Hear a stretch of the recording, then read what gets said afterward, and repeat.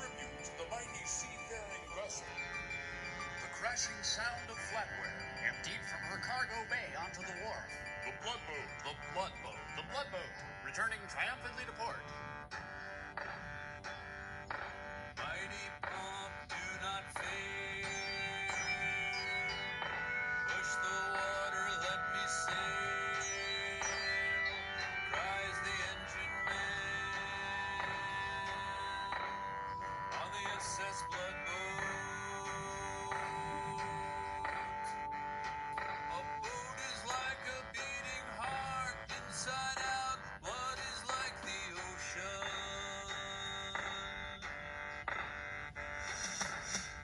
The Bloodboat, a tearful salute. The Bloodboat. A voyage these young sailors will always remember. The Bloodboat. Engine man, we're too slow. 2 days out, 3 to go. Cries the ship captain on the SS Bloodboat. Fancy silver in the hold must be sold when the ship comes to rest. Push the throttle up, Mr. Engine Man. Push the throttle up, says the captain. 40 tons of cutlery, crushing her against the sea, till the hull is split, and the Bloodboat founders. Down they spin forks and knives, precious lives when the ship comes to rest. Mighty pump, do not fail. Push the water, let me sail.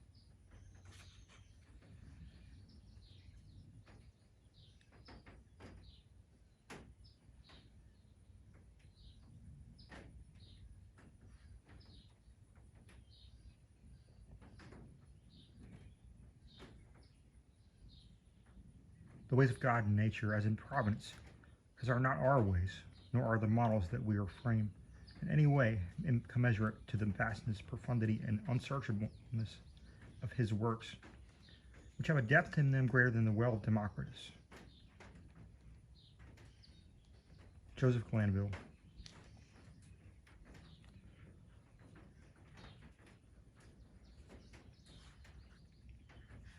We had now reached the summit of the loftiest crag. For some minutes the old man seemed too much exhausted to speak.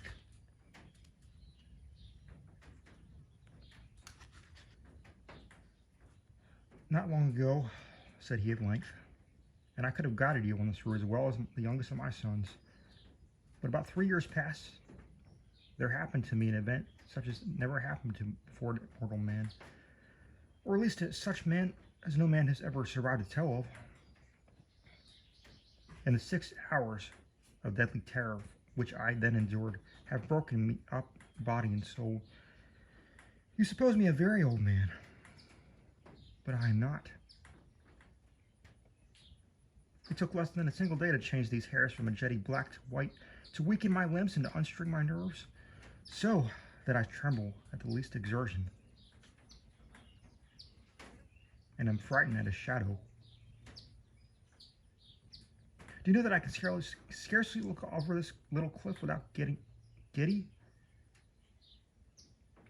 the quote-unquote little cliff upon whose edge he had so carelessly thrown himself down to rest that the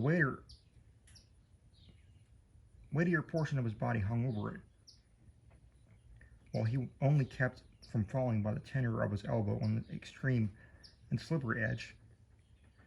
This quote-unquote little cliff arose a sheer unobstructed precipice of black shining rock, some 15 or 1600 feet from the world of cracks beneath us.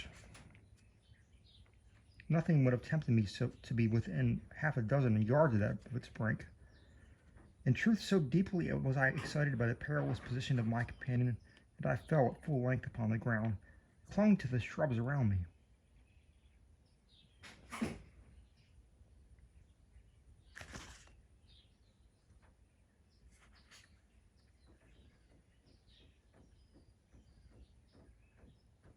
And dare not even glance upward at the sky, while I struggled in vain to divest myself of the idea at the very foundation of the mountain, were in danger from the fury of the winds.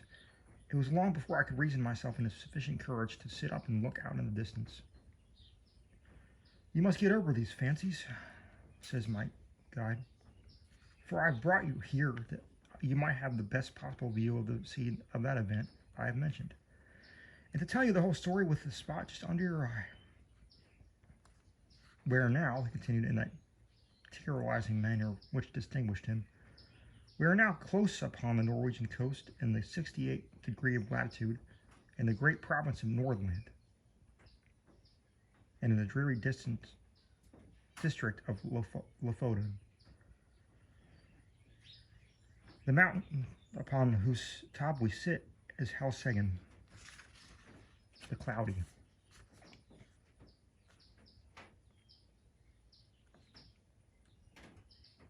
Now raise yourself up a little higher, hold on to the grass if you feel giddy, so, and look out.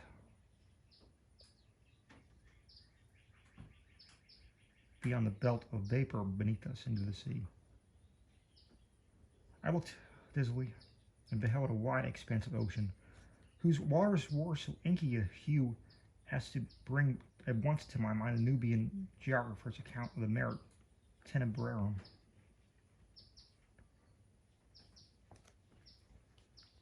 A panorama more deplorably desolate no human imagination could conceive.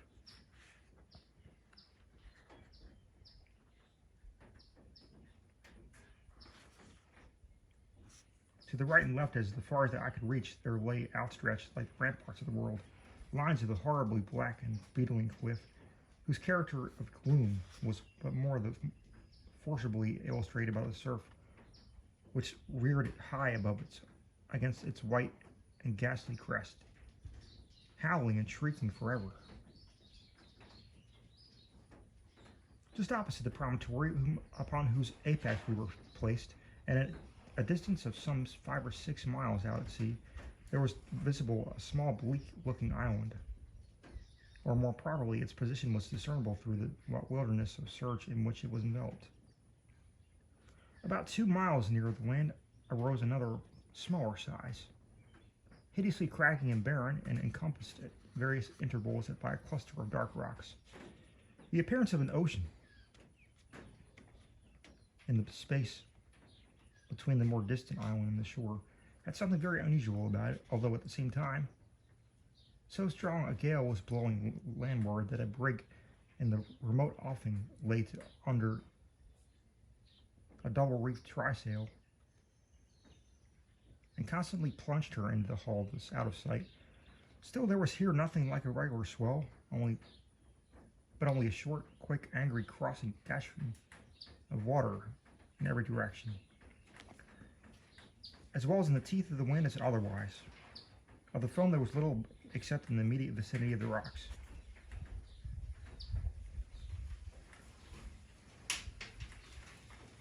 The appearance of the ocean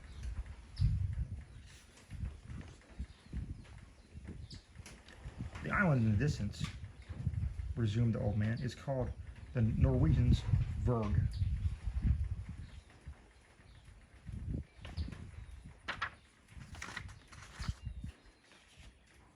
By the Norwegians. The one midway is Moscow. that a mile in the northward is barren. Yonder are Islesen, Hotham, Clydelm, Swarben, and Buckholm. Further off, between Moscow and Verg, are Otterholm, Flimmen, Sandflessen, and Stockholm. These are the true names of the places, but why has it been thought necessary to name them all at all? Is more than either you or I can understand. Do you hear anything? Do you see any change in the water? We had now been about 10 minutes upon the top of the Telksagan, to which we had ascended from the interior of the Lofoten, so that we had caught no glimpse of the sea until it had burst upon us from the summit. As the old man spoke, I became aware of a loud and gradually increasing sound, like the moaning of a vast herd of buffaloes upon an American prairie. At the same time, I perceived that what seamen term the chopping character of the ocean beneath us was rapidly changing into a current which set to the eastward. Even while I gazed, this current acquired a monstrous velocity. Each moment added to its speed, to its headlong impetuosity. In 5 minutes, the whole sea, as far as Verg, was lashing in ungovernable fury. But it was between Moscow and the coast that the main uproar held its sway. Here the vast bed of the waters, seamed and scarred into 1,000 conflicting channels, burst suddenly into frenzied convulsion. Heaving, boiling, and hissing, gyrating in gigantic and innumerable vortices, and all whirling and plunging on to the eastward with a rapidity with which water never elsewhere assumes, except in precipitous descents. In a few minutes more, there came over the scene another radical alteration. The general surface grew somewhat more smooth, and the whirlpools one by one disappeared, while the prodigious streaks of foam became apparent where none had been seen before. These streaks, at length, spreading to a great distance, and entering into combination, took unto themselves the gyratory motion of the subsided vortices, and seemed to form the germ of another, more vast. Suddenly, very suddenly, this assumed a distinct and definite existence, and a circle of more than a mile in diameter. The edge of the world was represented by a broad belt of gleaming spray, but no particle of this slipped into the mouth of the terrific funnel, whose interior, as far as the eye could fathom it, was a smooth, shining, and jet-black wall of water, inclined to the horizon at an angle of some 45 degrees, speeding dizzily around and round with a swaying and sweltering motion, and sending forth to the winds an appalling voice, half shriek, half roar, such as not even the mighty cataract of Niagara ever lifts up into this agony of heaven. The mountain trembled to its very base, and the rock rocked. I threw myself upon my face and clung to the scant herbage and in an excess of nervous agitation. "This," said I at length to the old man, "this can be nothing else than the great whirlpool of the Maelstrom." "So it is sometimes termed," said he. "We Norwegians call it the Moskowstrom, from the island of Moscow in the Midway." The ordinary account of this vortex had by no means prepared me for what I saw. That of Jonas Ramus, which is perhaps the most circumstantial of any, cannot impart the faintest conception of either of the magnificence or of the horror of the scene, or of the wildest bewildering of the novel which confounds the beholder. I'm not sure from what point of view the writer in question surveyed it, nor at what time, but it could have neither have been from the summit of Helseggen nor during a storm. These are some passages of his description, nevertheless, which may be quoted for their details, although the effect is exceedingly feeble in conveying the impression upon the spectacle. Between Lofoten and Moscow, he says, the depth of the water is between 36 and 40 fathoms. But on the other side, towards Verg,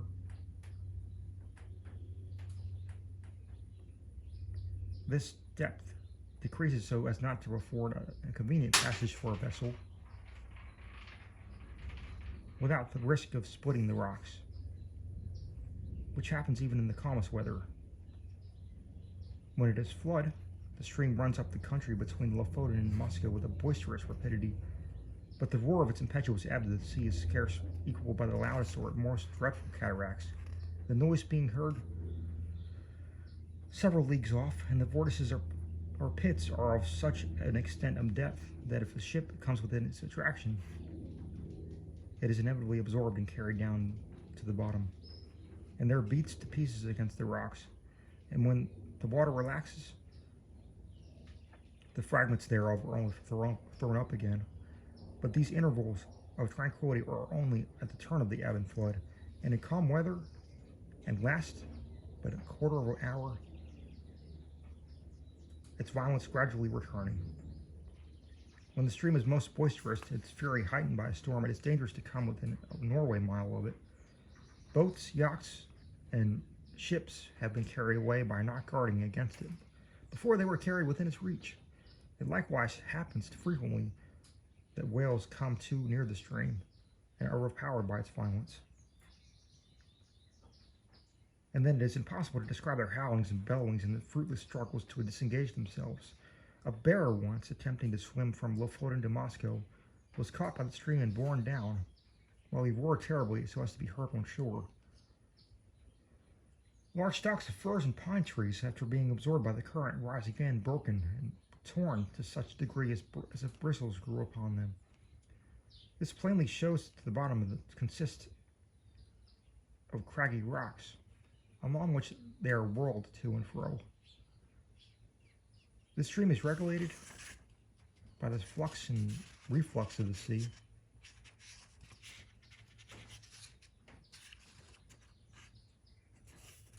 It being constantly high and water low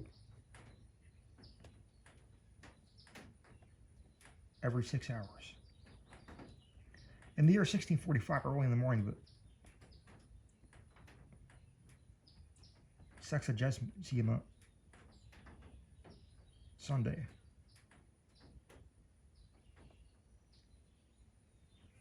it raged with such noise and impetuosity that the very stones of the houses on the coast fell to the ground.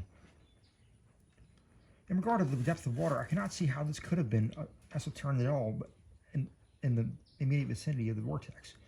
The quote-unquote 40 fathoms must have been referenced only to portions of the channel up close upon the shore, either of Moscow or of Lofoten. The depth in the center of the Moscow Strom must be immeasurably greater, and no better proof of this fact than is necessary than can be obtained from even the sidelong glance into the abyss of the world, which may be obtained from even the which may be had from the highest crag of Helseggen. Looking down from this pinnacle upon the howling Phlegethon below, I cannot help smiling with the simplicity with which the honest Jonas Ramus records. At a matter difficult of belief, the anecdotes of the whales and bears. For it appeared to me, in fact, a self-evident thing that the largest ships of the line in existence, coming within the influence of that deadly attraction, could resist it as little as a feather from the hurricane, and must disappear bodily and at once. The attempts to account for this phenomenon, some of which I remember, seemed to me sufficiently plausible and perusal. now were a very different and unsatisfactory aspect. The idea generally received is that this, as well as 3 smaller vortices among the Faroe Islands, quote, have no other cause than the collision of waves rising and falling at flux and reflux against a ridge of rocks and shelves which confines the water so that it precipitates itself like a cataract, and thus the higher the flood rises, the deeper the fall must be. And the natural result of all is that a whirlpool or vortex, the prodigious suction of which is sufficiently known as by lesser experiments, unquote. These are the words of the Encyclopedia Britannica. Kircher and others imagine that in the center of the channel of the Maelstrom is an abyss penetrating the globe and issuing in some very remote part, the Gulf of Bothnia being somewhat decidedly named in one instance.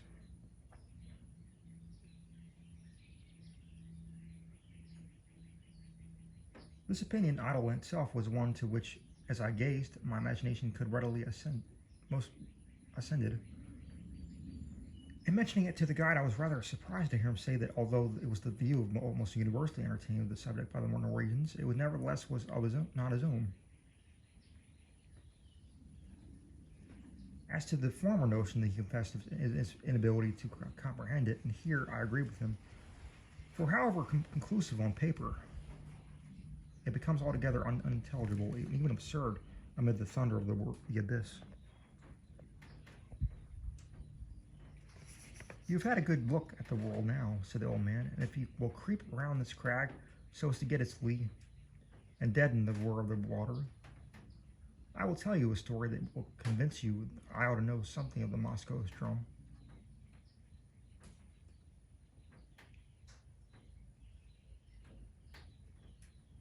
I placed myself as desired, and he proceeded. Myself and my 2 brothers once owned a schooner rigged smack of about 70 tons burthen, with which we were in the habit of fishing among the islands beyond Moscow, nearly to Ver. In all its violent eddies at sea, there is good fishing and proper opportunities, and if one has only the courage to attempt it.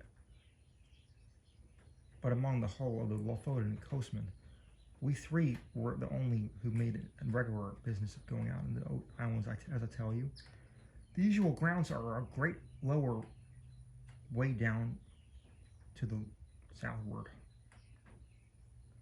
There fish can be as got at all hours, without much risk, and therefore these places are preferred. The choice spots over here among the rocks, however, not only yield the finest variety, but in far greater abundance, so that we often got in a single day what the more timid of the craft could not scrape together in a week. In fact, we made a matter of it, desperate speculation. The risk of life standing instead of labor, and where it's occurred in answering for capital.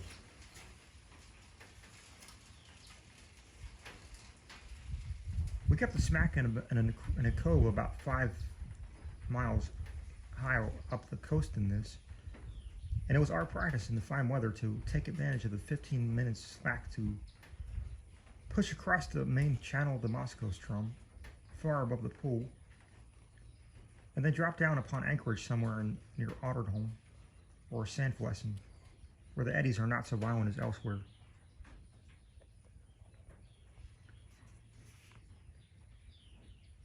Here we used to remain until nearly time for slack water again, where we weighed and made for home. We never set out upon this expedition without a steady wind for going and coming, one that we made sure would not fail us before our return, and we seldom made a miscalculation upon this point.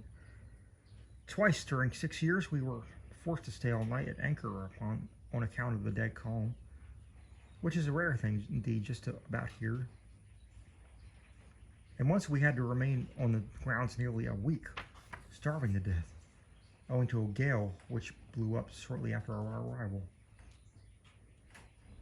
and made the channel for too boisterous to be thought of.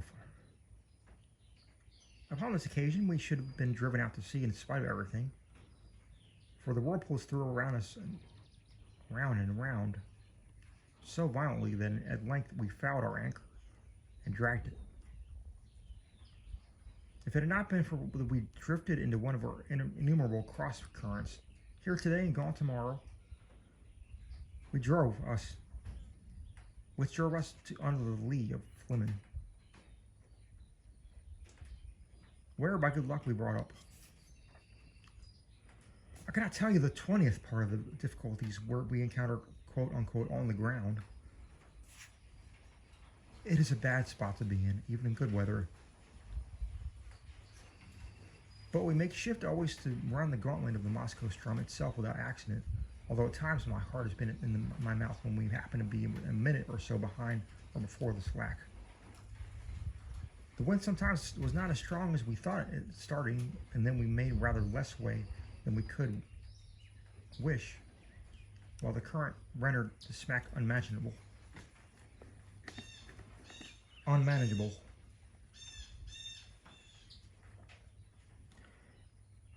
My eldest brother had a son 18 years old, and I had two stout boys of my own.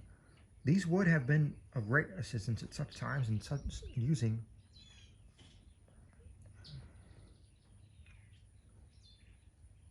these sweeps, as well as afterward in fishing.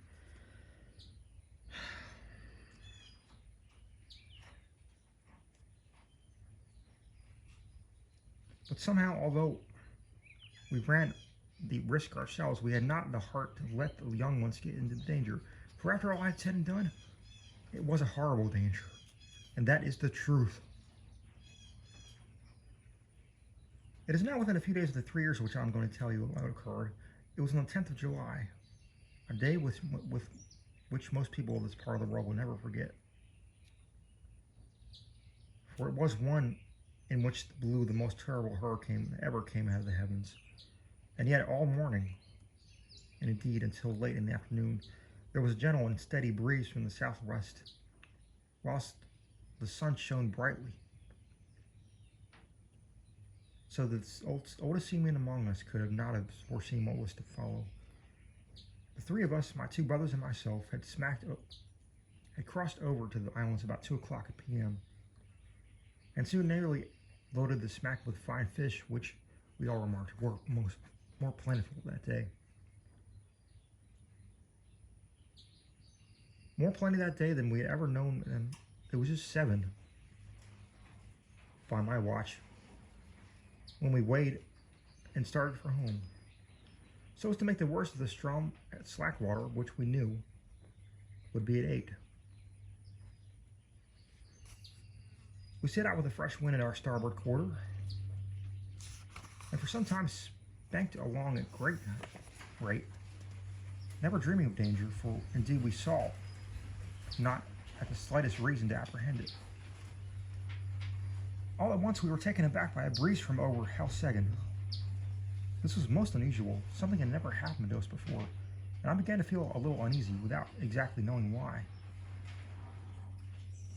We putting the boat on end, but could feel no headway at all for the eddies, and I was upon the point of proposing to return to the anchorage, when, looking astern, we saw the whole horizon covering with a singular copper-colored cloud that rose with the most amazing velocity. In the meantime, the breeze had headed us off, fell away, and we were dead becalmed. Drifting about in every direction, the state of things, however, did not last long enough to give us time to think about it. In less than a minute, the storm was upon us, and in less than 2, the sky was entirely overcast. And what with this and this driving spray, it became so suddenly dark that we could not see each other in the smack. Such a hurricane as then blew it folly to attempt describing.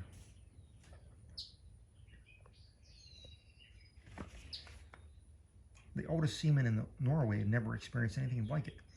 We left our sails go by the runward before it as cleverly took us. But at the first puff, both our masts went by the board as if they had been sawed off.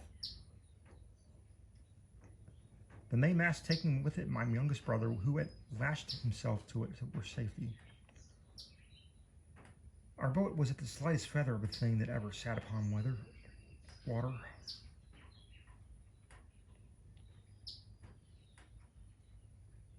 It had a complete flush deck with only a small hatch near the bow, the bow.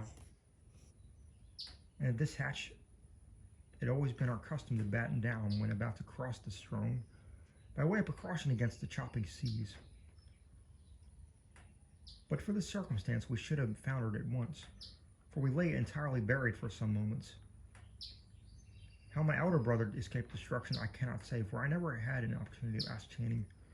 For my part,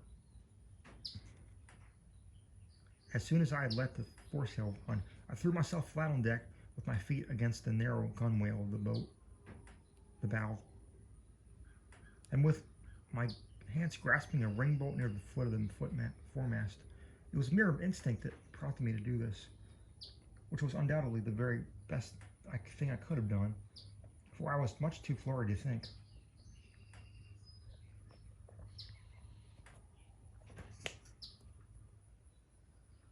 For some moments we were completely deluged, as I say, and all this time I held my breath and clung to the bolt. When I could stand it no longer, I raised myself upon my knees, and still keeping hold with my hands, and thus got my head clear.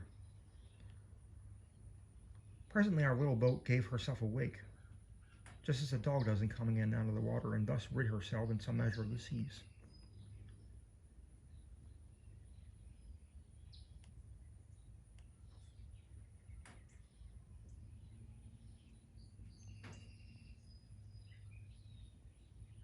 I was now trying to get the better of the stupor that had come over me and collect my senses so as to see what was to be done, when I felt somebody grasp my arm. It was my older brother, and my heart leaped for joy, for I had made sure that he was overboard. But the next moment, all this joy was turned to horror, for he put his mouth close to ear and screamed out the word Maelstrom. No one will ever know my feelings that were at that moment. I shook from head to toe as if I had the most violent fit of the ague. I knew what he meant by that one word well enough. I knew what he wished to make me understand. With the wind that now drove us on, we were bound for the whirl of the Strom, and nothing could save us. You perceive that in crossing the Strom channel, we had always went a long way above the world, even in the calmest weather that had to wait and watch carefully for the slack, but we now were driving right upon the pool itself. And in a hurricane such as this, to be sure, I thought we shall get there just about the slack. There is so little hope for that. Some little hope in that. But in the next moment, I was cursed myself for being so great a fool so as to dream of hope at all. I knew very well that we were doomed, so that had we been 10 times a 90-gun ship,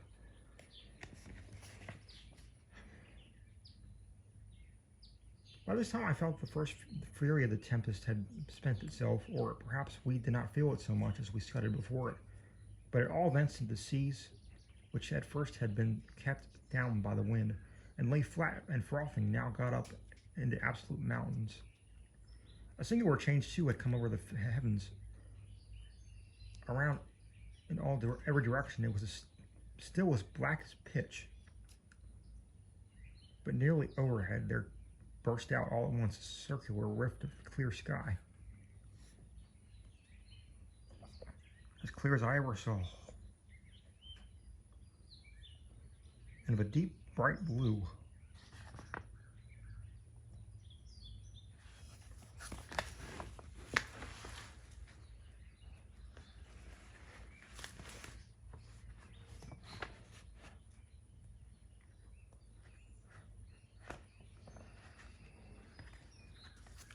And through it, there blazed forth the full moon with a luster that I never before knew to wear. She lit up everything about us with the greatest distinctness, but oh my God, what a scene it was to light up. I now made one or two attempts to speak my brother, but in some manner which I could not understand. The din had so increased so that I could not make out him a single word. Hear a single word. Although I screamed at the top of my voice in his ear, presently he shook his head and looking pale as death, and held up one of his fingers as if to say, "Listen." At first I could not make out what he meant, but soon a hideous thought flashed upon me. I dragged my watch from its fob. It was not going. I glanced at its face by the moonlight, and then burst into tears as I flung it far away into the ocean. It had struck 7 o'clock. We were behind the time of the slack, and the whirl of the Strom was in full fury.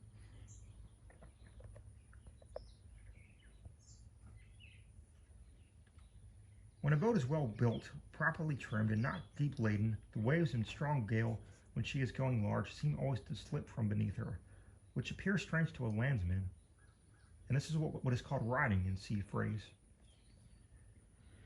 Well, we so far had ridden the swells very cleverly, but presently a gigantic sea happened to take us right up under the counter and bore us with it as it rose, up, up, as if into the sky.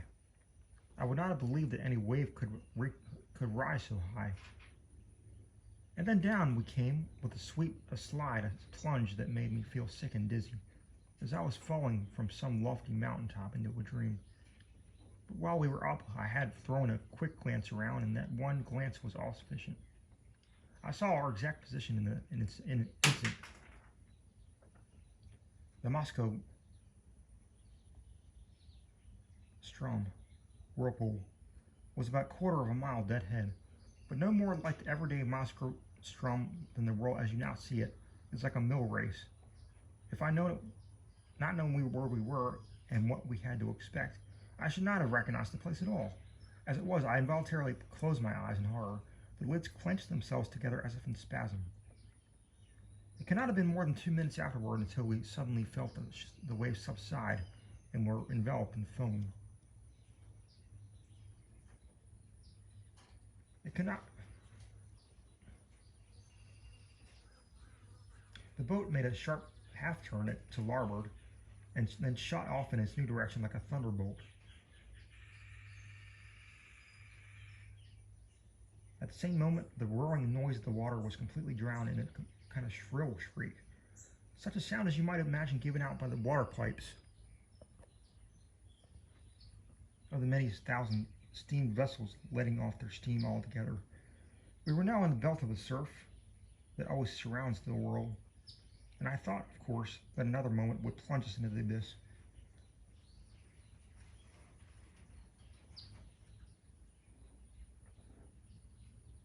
Down which we could only see indistinctly on account of the amazing velocity with which we were borne along. The boat did not seem to sink into the water at all, but it skimmed like an air bubble upon the surface of the surge.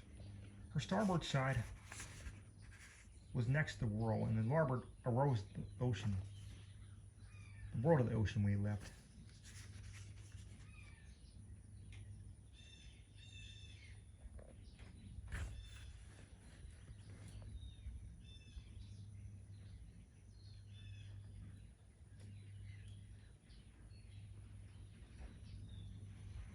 It stood like a huge writhing wall between us and the horizon.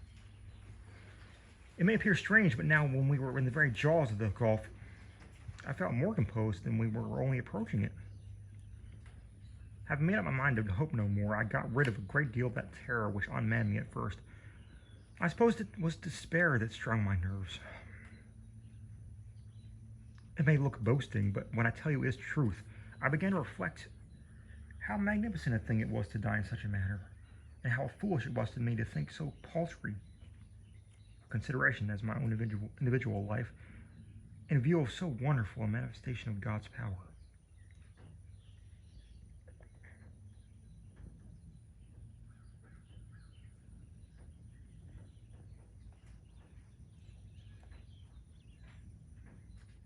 I do believe that I brushed with the shame when this idea crossed my mind. After a little while, I became possessed with the keenest curiosity about the world itself, I positively felt a wish to explore its depths, even at the sacrifice I was going to make. And my principal grief was that I should never be able to tell my old companions on shore about the mysteries I should see. These, no doubt, were singular fancies to occupy a man's mind in such extremity, and as I've often thought since, that the revolutions of the boat around the whirlpool might have rendered me a little lightheaded. There was another circumstance which tended me to restore to my self-possession, and this was the cessation of the wind, which could not reach us in our present situation. For as you saw yourself, the belt of the surf is considerably low than the general bed of the ocean, and this latter now towered above us, a high black mountainous ridge. If you've never been at sea in a high gale, you can form no idea of the confusion of mind occasioned by the wind and spray together. They blind, deafen, and strangle you, and take away all power of action or reflection. But we were now, in a great measure, rid of these annoyances. Just as the death condemns felons in prison are allowed petty indulgences, forbidden them while their doom is yet uncertain. How often we made the circuit of the belt is impossible to say. We careered round and round for perhaps an hour, flying rather than floating, getting gradually more and more into the middle of the surge, and then nearer and nearer to its horrible inner edge. All this time I had never let go of the ring bolt. My brother was at the stern, holding onto the small empty water cask which had been securely lashed under the coop of the counter, and was the only thing on deck that had not been swept overboard when the gale first took us. As we approached the brink of the pit, he let go of his hold upon this and made for the ring, from which in the agony of his terror he endeavored to force from my hands, as it was not large enough to afford us both a secure grasp. I never felt deeper grief than when I saw him attempt this act, although I knew he was a madman when he did it. A raving maniac through sheer fright, I did not care, however, to contest the point with him. I knew it could make no difference whether either of us held on at all. So as I let him have the bolt and went astern of the cast.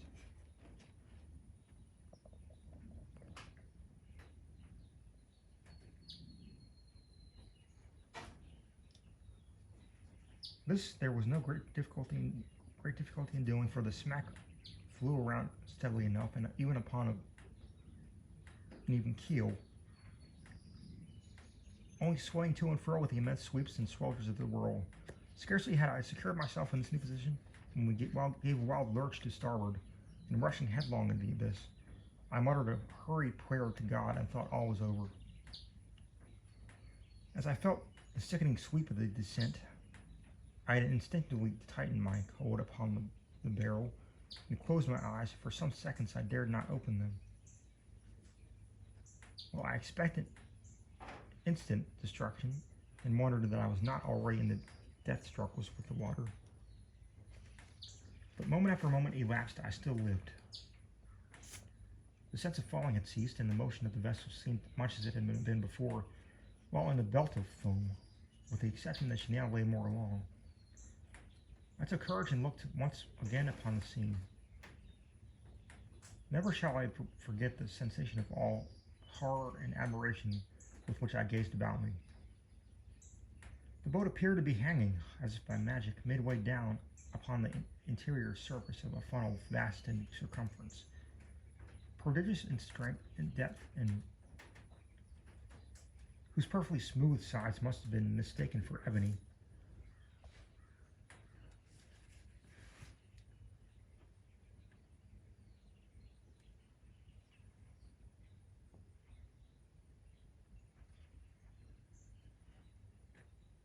But for the bewildering rapidity with which they spun around, and for the gleaming and ghastly radiance they shot forth, as the full rays of the moon, and from that circular rift among the clouds which I have already described, streamed in a flood of golden glory among the black walls, and far away down in the inmost recesses of the abyss.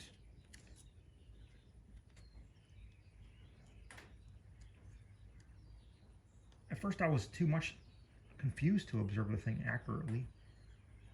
General burst, terrific grandeur was all that I beheld. When I recovered myself a little, however, the gaze fell instinctively downward. In this direction I was able to obtain an unobstructed view from the manner in which the smack hung on the inclined surface of the pool. She was quite upon an even keel, that is to say, her deck lay in a plane parallel with that of the water, but that this latter sloped at an angle of more than 45 degrees, so that we seemed to be lying upon our beam ends. I could not help observing, nevertheless, that I had scarcely more difficulty in maintaining my hold and footing in this situation than if we had been upon a dead level, and this, I suppose, was owing to the speed in which we revolved.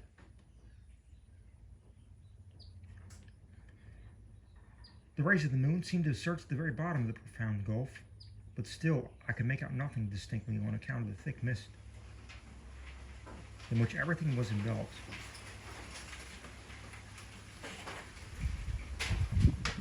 And over which there hung a magnificent rainbow, like that narrow and tottering bridge which Musselmen say is occasioned by the clashing in the great walls of the funnel. And as they met altogether at the bottom, but the yell that went up to the heavens from out of that mist I dare not attempt to describe.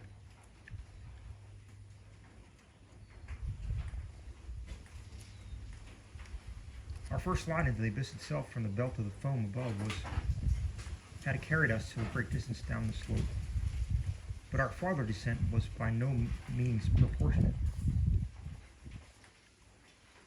Round and round we swept, not with any uniform movement, but in dizzying swings and jerks that sent us sometimes only a few hundred yards, sometimes nearly a complete circuit of the whirl. Our progress downward at each revolution was slow, but very perceptible.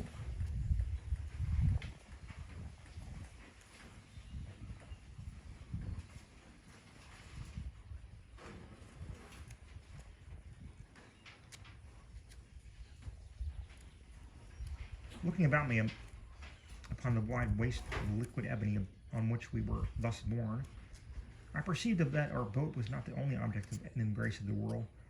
Both our above and below us were visible fragments of vessels,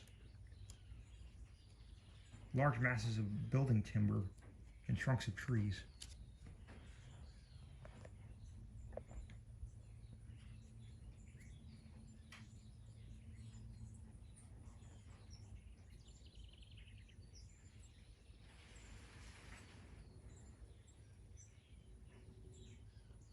With many other articles, such as pieces of house furniture, broken boxes, barrels, and staves.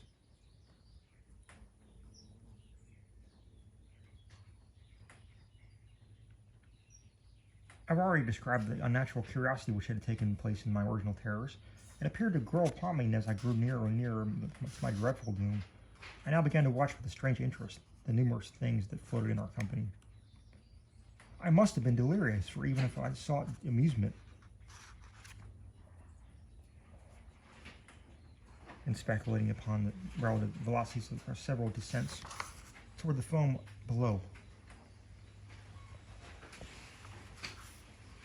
This fir tree, I found myself at one time saying, will certainly be the next thing that takes the awful plunge and disappears.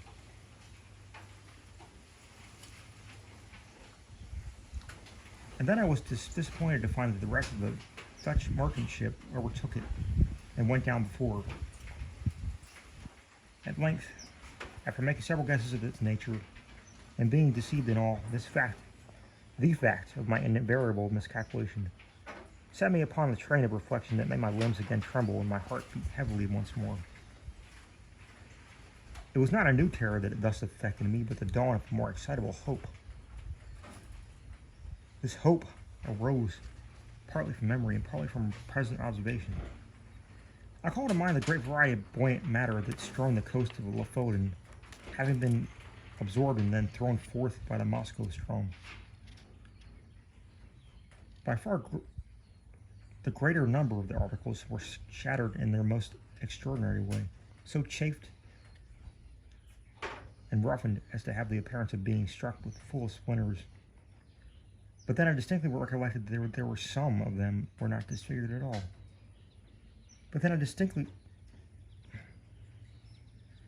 Now I could not account for all the difference, except by supposing that the roughened fragments were the only ones which had been completely absorbed.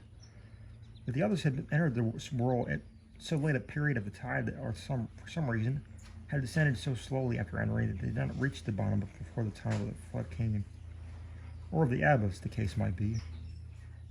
I conceived it possible in either instance that they might be thus rolled up again to the level of the ocean, without undergoing the fate of those who had been drawn in more early or observed more rapidly. I made also 3 important observations. The first was that, as general rule, the larger the bodies were, the more rapid their descent. The second, that between the 2 masses of equal extent, the one spherical and the other of any other shape, the superiority in speed of descent was with the sphere. The third, that between the 2 masses of equal size, the one cylindrical and the other of any other shape, the cylinder was more absorbed, the more slowly. Since my escape, I've had several conversations on the subject with an old schoolmaster of the district, and it was from him that I learned the use of the word cylinder and sphere. He explained to me, although I've forgotten the explanation, how what I observed was, in fact, a natural consequence of the forms of floating fragments, and showed me how it happened that a cylinder, swimming in vortex, offered more resistance to its suction, and was drawn in with a greater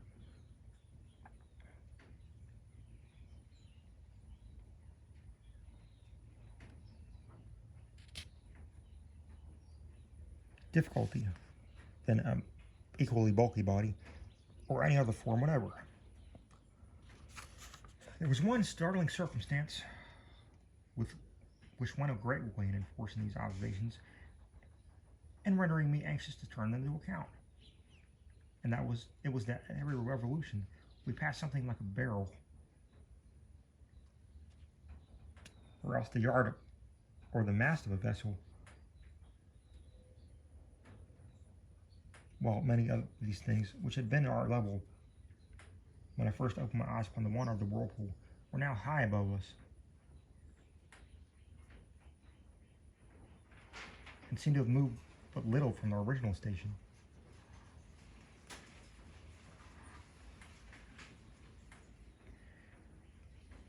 I no longer hesitated what to do. I resolved to lash myself securely to the water cask which I now held, to cut it loose from my counter, and to throw myself with it into the water.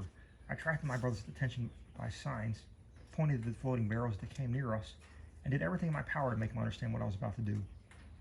I thought at length that he comprehended my design, but whether this was the case or not, he shook his head despairingly and resolved to move from his station by the ringbolt. It was impossible to reach him. The emergency admitted of no delay, and so, with a bitter struggle, I resigned him to his fate. Fastened myself to the cask by means of lashings which secured it to the counter, and precipitated myself with it into the sea without another moment's hesitation. The result was precisely what I hoped it to be. As it is myself who now tell you this tale, as you see, I did escape, and as you are already in possession of the mode in which this escape was effected, and must therefore anticipate all that I have further to say, I will bring my story quickly to conclusion.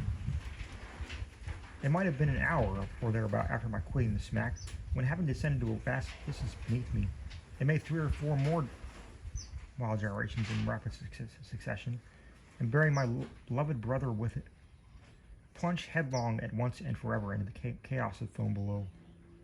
The barrel to which I was attached